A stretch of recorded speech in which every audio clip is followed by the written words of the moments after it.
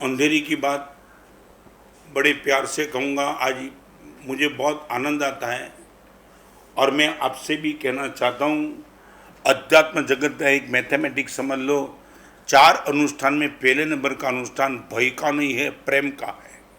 प्रीति अनुष्ठान, भक्ति अनुष्ठान, वचन अनुष्ठान और असंग अनुष्ठान। भय से धर्म में प्रवेश नहीं है, प्रेम से धर्म में प्रवेश है। और प्रेम से प्रवेश किस लिए कहा? इसलिए कहा कि आपको जिस दिन पता चलेगा कि मेरे पर उनका बहुत प्यार है, मैं लिटरली कहना चाहता हूँ, जानबूझ करके आप उनको दुखी नहीं करेंगे, 100%। मैं वो डॉक्टर की बात करना चाहता हूँ, best surgeon he was the. और डॉक्टर मुझे भी मिले थे बरसों पहले, आज है कि नहीं मुझे मालूम नहीं। इरला में था तब डॉक्टर ने मुझे खुद ने बता दिया, महाराज साहब एक बात बताऊँ आपको, हार्ट सर्जन हूँ मैं। 1 साल में करीबन 3 महीना अमेरिका जाने का होता है। डॉक्टरों की मीटिंग होती है, महाराज साहब मीटिंग में मुझे बोलना भी पड़ता है। और महाराज साहब वो कितने सालों के बाद मैं बताऊँ, इरला का पुराना उपास्य था तब की बात, माने करीबन 30-35 साल पहले की बात। हमारे साहब डॉक्टरों की कॉन्फ्रेंस के बीच में जब खाने की बात चलती थी ना, तब महाराज साहब मैंने अभी तक कभी नॉनवेज तो नहीं खाया, मगर प्याज आलू भी कभी नहीं खाया। महाराज साहब क्लैरिफिकेशन कर दूं, आज भी प्याज आलू खाने में पाप है वो मैं मानता भी नहीं, अभी भी नहीं।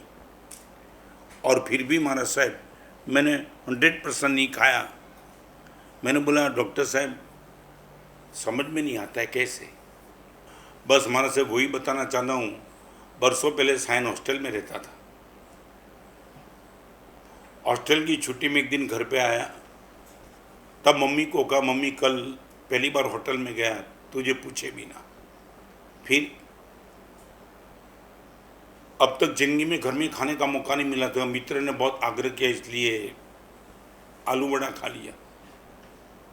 मम्मी ने बोला ठीक है, यू आर मैच्योर, तेरी माँ हूँ, कब तक तेरे पीछे लगूंगी और कब तक मेरी आज्ञा में तू रहेगा, तेरे फोर्स करूंगी नहीं, ठीक है तेरी इच्छा।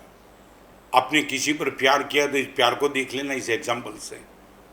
और डॉक्टर ने जब बता दिया ना, तब भी मुझे बता दिया, माना साहब माँ ने कुछ कहा नहीं, मगर तब मुझे ऐसा लगा माँ ने कुछ चाटा मार दिया तो आनंद था होता। माँ के चेहरे पे उदासीनता आ गई, बोली कुछ नहीं। और दूसरे दिन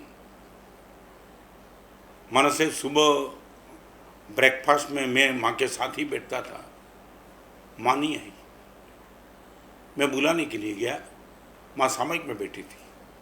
मम्मी बेटा आज तू नाश्ता कर ले। क्यों? आज आमे ले मुझे। मम्मी आज तिथि नहीं है, मन हो गया आमेल करने का। आपको बताऊं माँ कौन होती है? बताऊं, स्कूल में लड़के के बीच में टीचर ने पूछा था, आपके घर में सबसे ज़्यादा झूठ कौन बोलता है? लड़का बता दिया, मेरी माँ। माँ की याददाश्त बहुत कमज़ोर है, मेमोरी पावर माँ का बहुत कमज़ोर है। और टीचर हैरान, माँ की उम्र 80 साल की हुई? नहीं 42। और तू बोलता है माँ की याददाश्त कमज़ोर है, क्या समझता है तू? झूठ बोलता है। मैम सुन तो लो, मैं यही कहूँगा मेरी माँ की याददाश्त बहुत कमज़ोर है। तो क्यों, कब, कैसे? आपको मालूम, मैं बाहर जब भोजन के लिए बैठता हूँ ना, माँ बोलती है कितनी रोटी लाऊं? मैं 2 बोलता हूँ, हम इसके लिए 4 ही लाती है, याद ही नहीं रहता है कि मैं 2 बोला। अभी तक मेरी माँ को मैंने कभी ये नहीं बोला मैंने जो बोला उससे डबल ही लाई सब कुछ। ये माँ होती है। और डॉक्टर जब मेरे सामने बात करते थे, इनकी आंख में जेब में से रुमाल निकाल लिया, पहुँच लिया। महाराज साहब माँ का चेहरा बोलता था, माँ पीड़ित है, कोई तिथि नहीं थी, फिर भी माँ ने अम्बिल किया, चाय पी तो ली, मगर माँ से चाय कटू लगी मुझे। खड़े होकर माँ के पास चला गया। सामयिक समाप्त होने के बाद हमारे साहब आई वॉज द कॉलेजियन, माँ को कंधे से पकड़ लिया, माँ सच बोल दे, अम्बिल क्यों किया? बेटा इस उम्र में तुझे फोर्स तो कैसे कर सकूं, मगर तुझे मालूम है कि मैं घर में भी प्याज आलू कभी नहीं खाया, मैं लाई नहीं। मुझे पूछे बिना तो होटल में गए, उनका कोई दुख नहीं है, मगर तुझे भी मालूम है कि माँ को प्याज आलू पसंद नहीं, फिर भी तू खा लिया।